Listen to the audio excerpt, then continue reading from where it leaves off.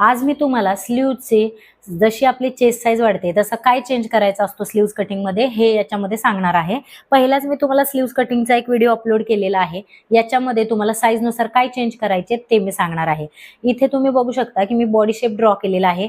पहिला तर आपल्याला कॅप हाईट समजून घ्यायची आहे आणि बायसेपचं मेजरमेंट म्हणजे काय ते समजून घ्यायचं आहे।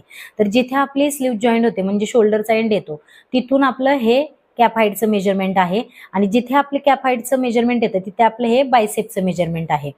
तर हा जो पूर्ण राऊंड असतो तो आपला बायसेपचा असतो। आता आपण हा स्लीव्ज मध्ये कुठे घेतो तर बायसेपचं मेजरमेंट आपण हे इथे घेतो आणि कॅप हाईटचं मेजरमेंट म्हणजे लेंथ पासून आपण इथपर्यंत घेतो।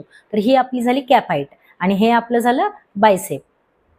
तर जेव्हा तुमची कमी साईज असते म्हणजे चेस्ट साईज कमी असणार तर तुमचा शोल्डर पण कमी असणार, स्लीव्हचा जो तुमचा राऊंड आहे तो पण कमी असणार म्हणजे स्लीव्हचं बायसेपचं मेजरमेंट पण कमी असणार।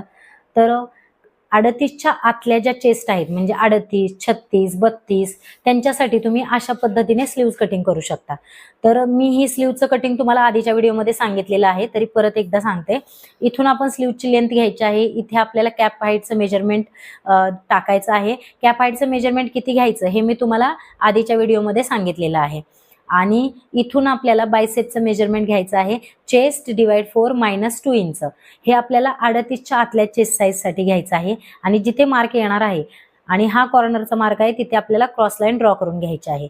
आता या क्रॉस लाईनचा आपल्याला सेंटर घ्यायचा आहे आणि सेंटर पासून आपल्याला हाफ इंच आतमध्ये मार्क करायचा आहे आणि जिथे आपण 1 इंचाचा मार्क केलेला आहे तिथून हा शेप आपल्याला सेंटरला जोडायचा आहे आणि थोडासा हा आतून असा शेप आपल्याला द्यायचा आहे आणि जिथे हाफ इंच आतमध्ये मार्क केलाय तिथे आपल्याला स्लीव्हच्या फ्रंटच्या आर्महोलचं मार्किंग करायचं आहे।